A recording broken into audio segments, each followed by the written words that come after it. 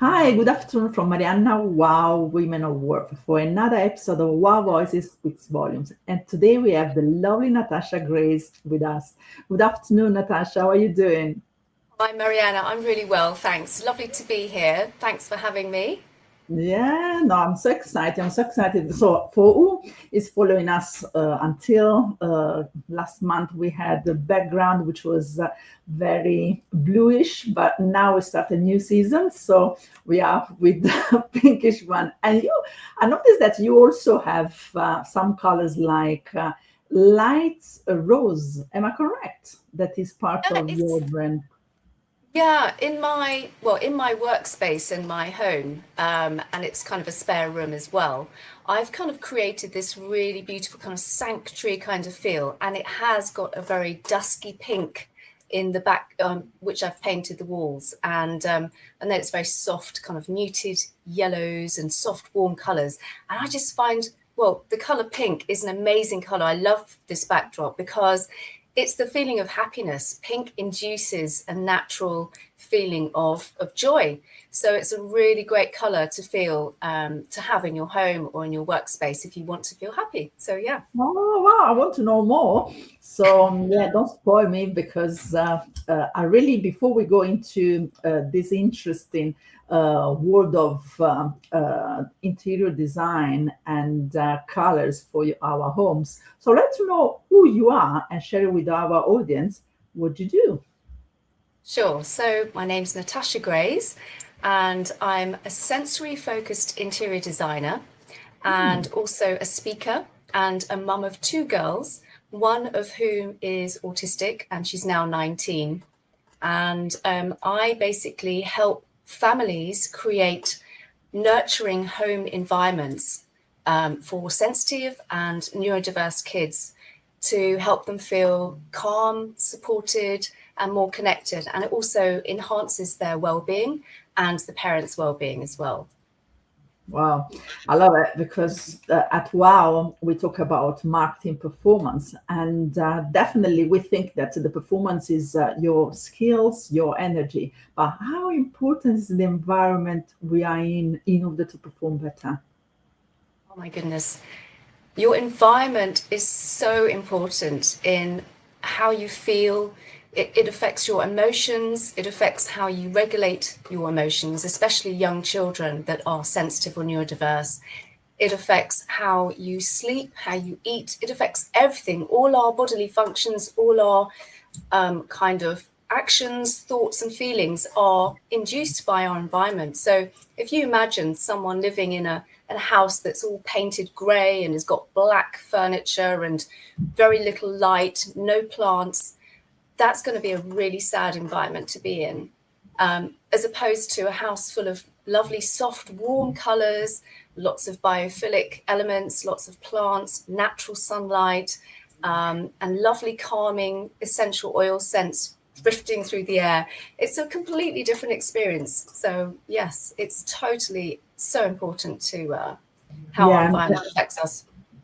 absolutely. And I think the lessons we learned from COVID times, where we were basically leaving our personal space and fitting in, the personal, the professional one into the personal one. So combining your office environment into the house environment. I think that was really also the clash for most of people. So, did you have during those times a specific request, or you heard any kind of problems that you felt that people were in the environment they were clashing in the performance in order to grow their business or looking after their business? Yeah, well, I think when COVID happened, it affected all of us so much. We were all stuck at home with our kids, with our cats, with our dogs. Obviously, we could go out and exercise, but we were at home literally 99% of the time, I would say. And a lot of us didn't have home offices, and a lot of us didn't have different spaces that we could work in, that we could have downtime in. And I think it created a real realization that we all need our own personal space in which to work effectively, and a really nice space to work that can help you focus, spaces that can help you relax in your downtime. And I think a lot of people created their home working environments during that time, and also spaces where they could really kind of have their downtime and self-regulate. Obviously, there were a lot of challenges during that time where, until people did incorporate those spaces, people were all on top of each other. They didn't have enough personal space. And I think it was really hard for people. But as time went on and people made these changes in their home, and it didn't have to cost a lot of money. It was just, a lot of the time it was small changes, maybe using a desk that wasn't used in a room, moving it to somewhere else, adding a few plants, changing the lighting. It's not expensive, but it just takes a bit of thought and creating these different zones in which we can work and relax in and have our space, really. Yeah, and I think that since then, of course, everything has changed. Even nowadays, there are a lot of employees working from home. So at least they work 4 days in the office, 1 day out home. And they say there's more productive.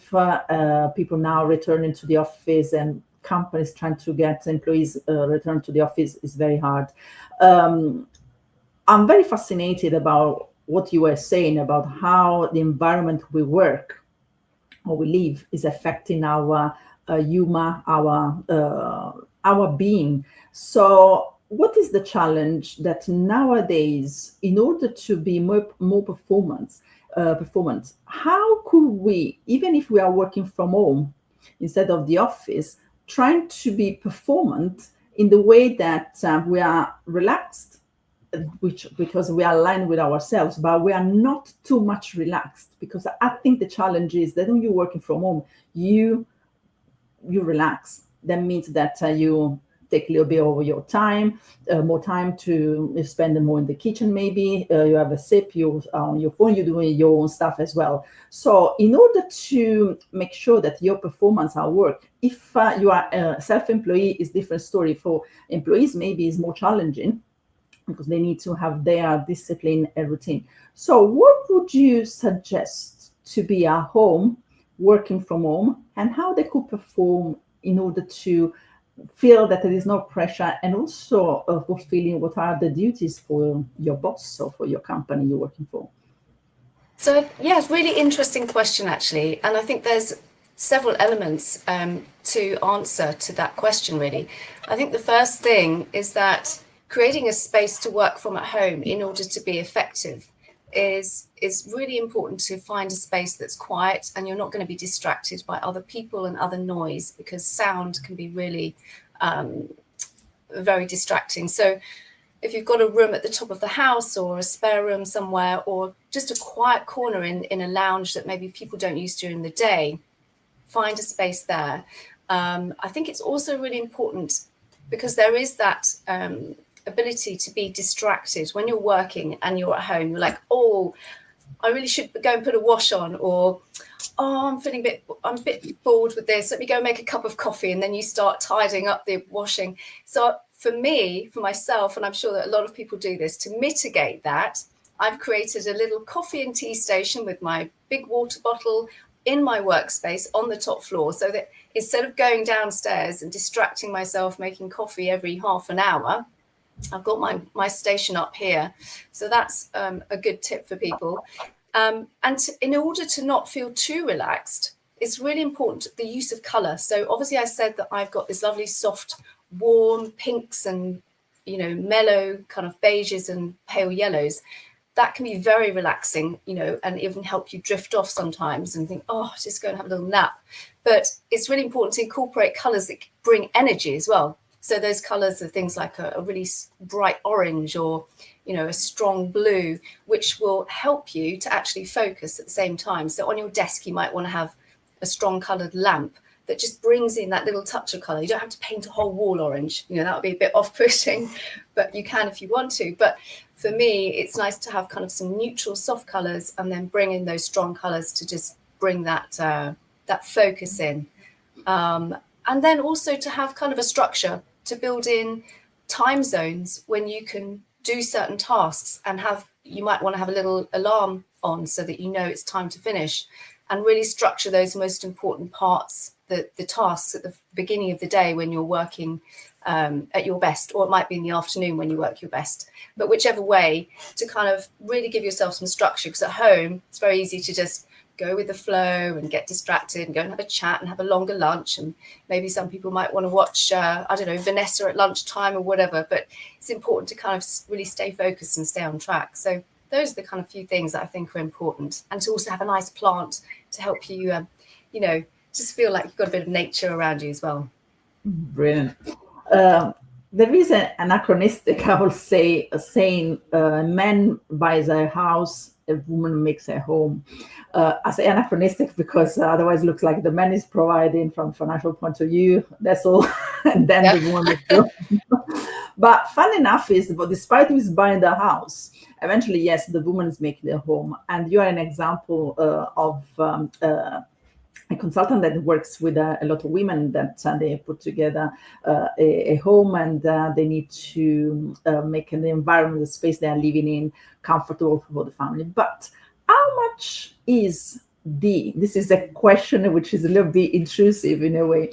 How much is the woman, I would say, effort, capacity, capability to make a home and actually accommodate the rest of the family? Because it's not only our homes as women. We make home, fair enough, but it's not easy sometimes. I remember I was struggling with my husband. I wanted something more classic, he wanted more modern, and so on. So let me understand, and then we go down a little bit deep, understand a little bit more what you're doing now with the environment for the families. But I want to see and hear from you what is the experience you got in order that when you're making home as a woman, how is affecting the family, and being able to have an environment where everybody's happy, not only the woman because they want the plants or want some colors. So I'd like to hear from you, from your experience. Sure. So when I'm working with families and designing homes, and I've worked in, not just Brighton where I live, but also London and Hong Kong, and I did often come across the case where the husband actually wants to have his input quite strongly in terms of the design, and has very different kind of tastes in terms of the artwork and the colors he wants to input. So I actually ended up becoming a little bit of a mediator in a few of the design projects I was involved in, which was actually really interesting because I come from a bit of a psychology background. My mum was a counsellor for many years, and I've read a lot of, I'm really interested in psychology. So I just had my ways of making sure that both of them would get some input into the design so that they were both happy. And I would kind of sit there and ask them, what is the most important thing for you? And what's the most important thing for you? And merge the styles in a way that work together. So that's the first thing. And I also think it's really important when you have families to include the children in the choices, and actually to give kind of free rein for them to do what makes them happy in their bedroom, because it's their space, right?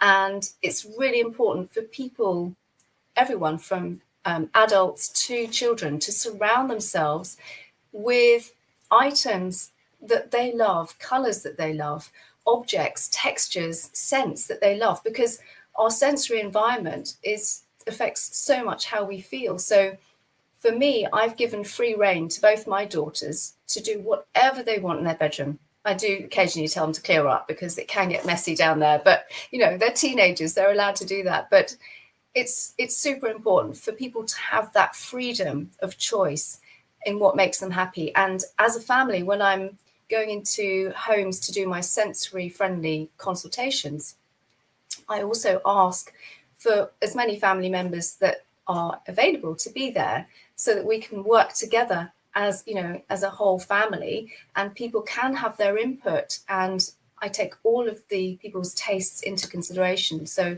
it ends up being a family affair, not just what the mum wants.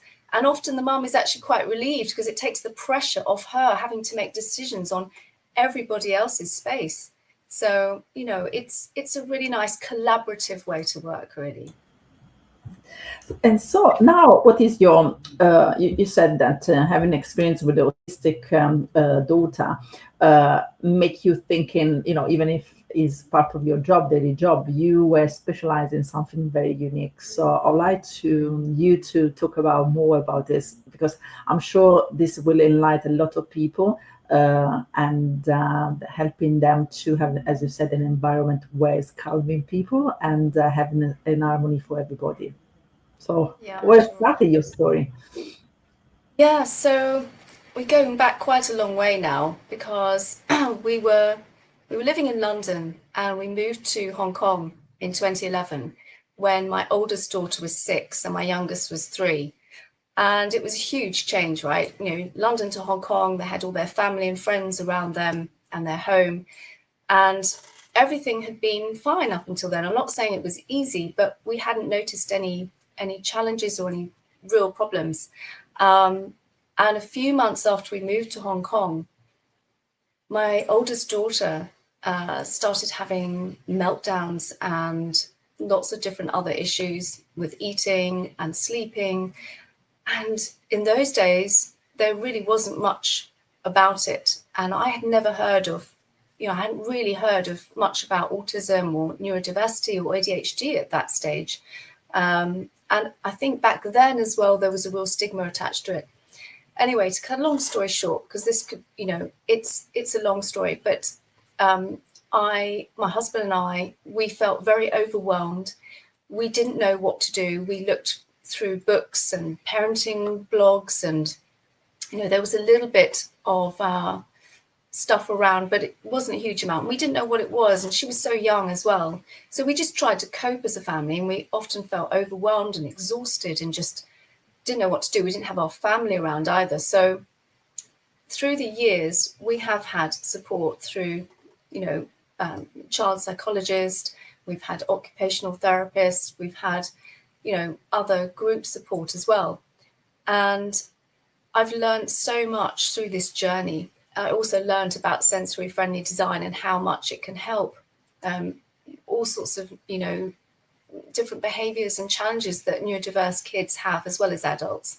And I feel like it's a mission. It's something that's really close to my heart. I really, really think it's so important to use the challenges that you've had in your life, the dark places you've been in, if you've overcome them and found a way to get through them and help the children or the people that are in your life with those things, to then help other people. So that's why I've created the sensory wellbeing solution for neurodiverse and sensitive kids, which is, it's an 8-pillar framework, which includes all different aspects of help and support in their life, and looking at everything from where to get support, from the eating and mealtime environments to organisation of the house, all different aspects really. And that's what I'm doing now, to help families and support their neurodiverse kids and themselves as well. Oh wow! And your daughter has been lucky also to be in the hands of the mother that had the knowledge about interior designing, and definitely you need to bring in. Okay, there was your skill, there was your knowledge, but you had to understand more about the problem in order to see how you could help them. What are then the benefits that you felt right away that your daughter started having? So it was through, interestingly, in Hong Kong, we'd moved from this tiny little flat, which was right in the center of town, because we felt like we were in a chicken coop, and we moved out to the south of the island, which is Stanley Market, right by the sea. And it was also to be closer to nature and the beach, which my daughter loved. And she felt really claustrophobic, and I think us as a family thought it'd be a great move for us. And I met this lovely lady there, and it was when she invited me into her home for a cup of tea one afternoon when we bumped into each other. And she had this beautiful space, and it was full of calm, beautiful pastel colours in her lounge, and she had these beautiful natural wood coffee tables and plants everywhere, and there was this beautiful scent in the air. And she'd told me recently that she had a neurodiverse daughter as well.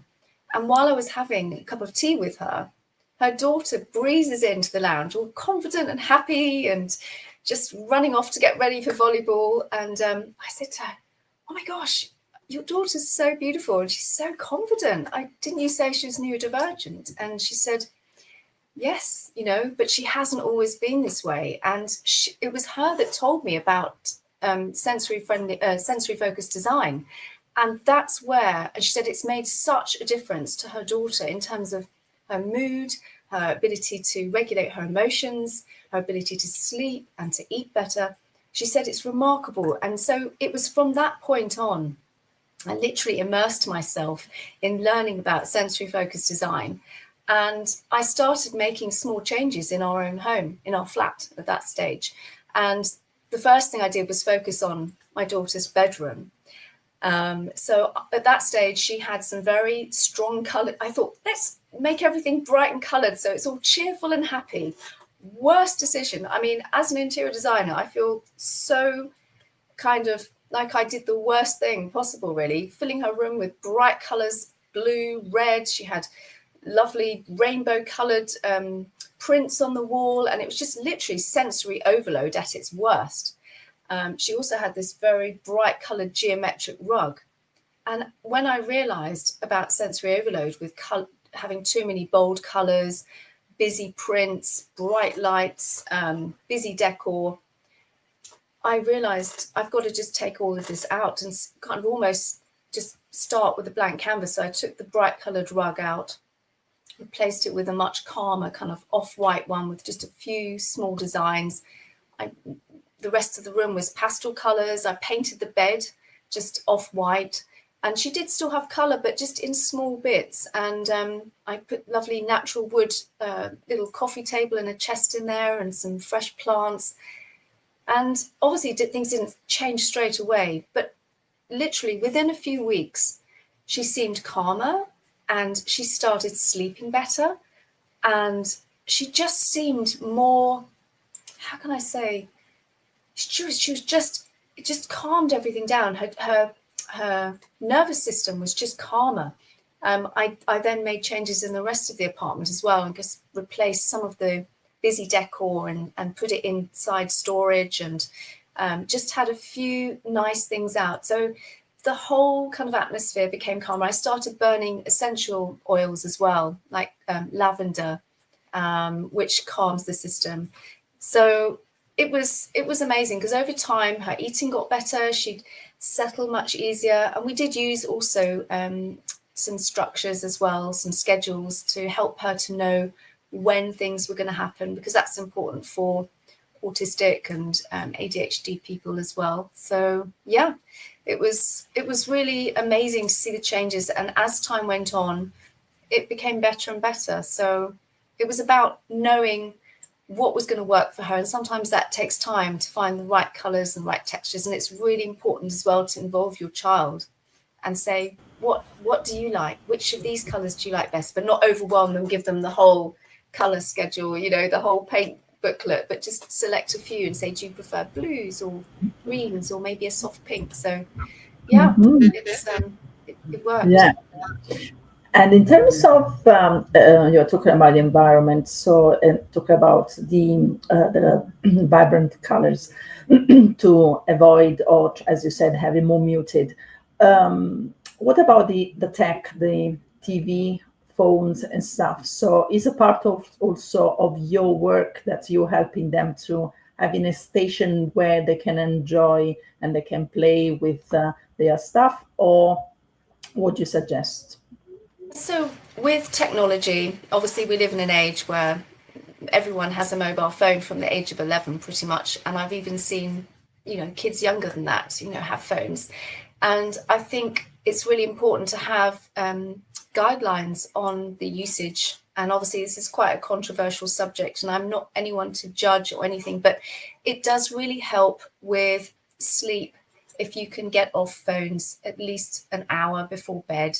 And for the kids to have the whole family, I recommend having a box where everyone puts their phones, they plug them in downstairs in the lounge, at night at a certain time, and the kids go, right, okay, so it's not just us, everyone's doing it. Obviously you can sneak back your phone after they're in bed if you want, but it's kind of, you know, it's having a kind of a routine, like having a good sleep hygiene, so that every evening there's a consistent routine that incorporates really good relaxing activities in, like having a bath, a lovely warm candlelit bath with some essential oils, or listening to soft music, reading a book, cleaning teeth, having it in the same order as well every night. And it's the same with ourselves, right? You know, I know that if I watch TV or if I'm on my screen, because it's very tempting sometimes if you've got so much to do or you want to look up stuff, to be on it just before bed. And I know that I can't sleep well after that. So I do make a habit of literally most of the time putting it downstairs an hour before, and then I go up and have my lovely kind of soothing, relaxing sleep hygiene routine before bed. And it works wonders for kids as well, because they know what to expect, and it winds down their nervous system and puts them into, you know, gets their circadian rhythm in the right place as well, having the blackout blinds before they go to bed. And yes, all of the other things incorporated help this. We are talking a lot about the colors, but how important is also the shape of the furniture? So if the edges, if there is something round, is also part of the way how is affecting the neurodiverse children? Yes, I mean, I always recommend to have soft rounded corners if you can on furniture. It's obviously safer, and you're not going to have any accidents if they're running around, especially if they've got a lot of energy to expel, as in a lot of ADHD kids do. And to have also minimal clutter. So it's really important to have clear pathways, clear traffic ways throughout the house. Number one, it helps movement. So some kids suffer with having mobility problems or issues. They might have balance issues, and also be very high on energy. So it's very easy sometimes for accidents to happen. So if you can clear the pathways and not have anything like baskets or shoes cluttered across the hallways, and to have very clear zones where things get stored, that really helps. And then have furniture, like you say, with soft rounded corners. That's really important, especially table edges where they can just run into or bump into. But yeah, really important. And because you are on a very important mission, what do you think about the trend in the industry? I'm talking about the design.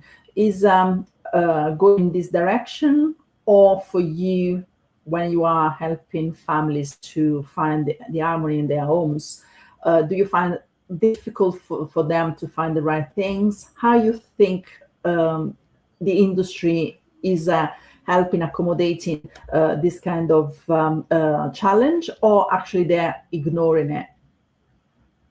So yeah, I think the industry has recently got on board. Obviously, there are companies that, there are suppliers that supply furniture and accessories for the home that help neurodiverse or sensitive people, because a lot of it is to do with a lot of furniture contains very harmful components like VOCs, which are volatile organic components. And basically, they emit gases into the environment, and they also form into very small dust particles.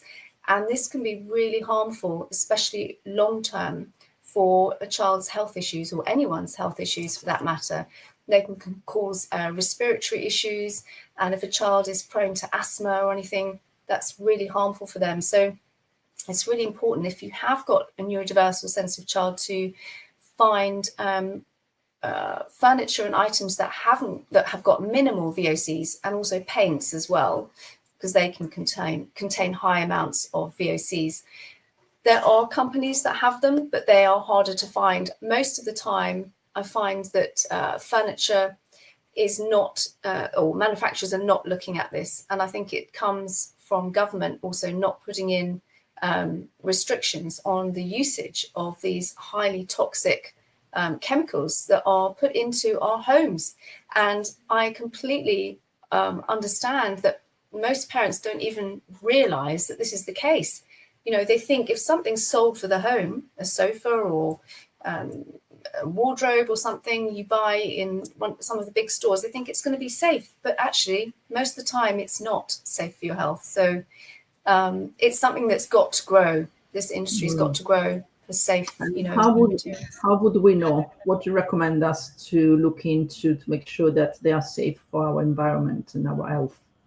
So there are certain labels on furniture items, on soft furnishings. You can look for GOTS, which is GOTS, on any fabric or furniture items, which goes from clothing to, you know, bed linen, that sort of thing.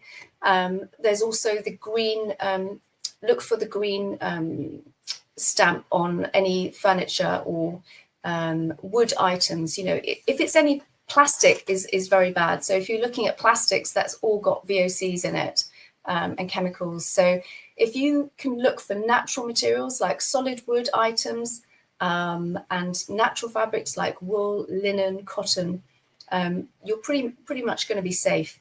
And it doesn't have to be new. In fact, I actually recommend sometimes looking for pre-loved items, because that's a really nice way to recycle as well. We don't need millions of new items every day. There's so many items that are looking for love, you know, new homes in vintage stores, you know, so you can do it in a cost-effective way, is what I'm saying. Brilliant. So what is now your mission, what you're trying to achieve for your clients? So you said you have your new program, so I have launched it, and I know that you are going to talk also with school, am I correct? Yes, so there's several things going on at the moment. There's I'm doing a talk with several schools, which is going to be online actually on the 30th of June this month, which is exciting. I'm also going to be doing a one-day workshop for parents in July, early July. I haven't got a date yet, I'm just looking at venues. And I'm going to be launching my 3-day workshop for parents, a very immersive experience in September. Again, I don't have a date yet, but I will be putting this on my social media handles and, you know, marketing it beforehand. I have a website, which is the Sensory Haven, and I have a number of services there which can help parents, going from, you know, a 2-hour sensory home consultation where I walk around the home and help them to make their home more sensory friendly. And I give them a digital guide afterwards. I write up a guide, put together all my thoughts and kind of advice as well. So there's lots of things in the pipeline. I'm also collaborating with another couple of ladies who are specialists in their field. One is a specialist in neurodiverse teaching, helping kids with learning issues, and another lady who's a nutritionist for neurodiverse people. So we're going to be doing a collaborative workshops as well. And I've got a book planned as well for next year. So lots in the pipeline. Fantastic. So if you could give a message for the parents that are in the situation where you've been with your husband at the time with your daughter, what would be the message for them? That I think, like you said you got lost, you didn't know where to start. What would be the message you like to give them to reassure them and give a hope? I think I would like to say that don't lose hope. There's now so much help out there and support in the form of, you know, occupational therapists or sensory friendly designers and communities that are there to support. And there wasn't that in my day. So get support, get people around you that understand your situation, that have children that are neurodiverse. That really helps a lot. And if you can make some sensory friendly changes to your home, that would really help your child and your family. And it doesn't have to be expensive. It can be very cost effective. But the changes are small, but they make such a big difference to their emotional regulation and sleep and happiness. And it brings the whole family together as well. I know it's sometimes hard for people to think, how can an interior make so much difference? But our environment is so important in how we feel. So I would say, don't lose hope. I know things are really probably feeling very difficult at the moment. They certainly were for us, but my child has flourished and yours can too. And it's about believing that and expecting really great things from them, because they feel that. They feel everything that you feel. So if you can feel confident and hopeful about their future and their steps and their progression, because it happens in fits and spurts, and sometimes there's a big gap, it will happen. So feel confident, and then they will make those steps and they will flourish. Brilliant. Thank you very much, Natasha, for what you're doing for the families and these beautiful children. And yeah, keep going. And yeah, share with us when you're ready with WOW, as you said, for July, the event. So please share with us, and so the audience will know more about it. So it's going to be in Brighton, by chance? Yeah. The one-day workshop will be in Brighton. I think the 3-day workshop's going to be in London. But to be confirmed. Yes. Brilliant. Fantastic. Okay, good Thanks luck. so much for having me. Thank you so much. Sorry. It was great to be on the podcast. No, it's every time we talk, there is so much that I learn from you, what you do, and the beauty of what you're doing from inside out. So we talk about interior design, and I really feel it. So I'm so glad that, and hopefully people that are watching us, they can feel it as well, because you are the right person for them to understand more how you can help them. So good luck with everything. Thanks, Marianne. Lovely to see you.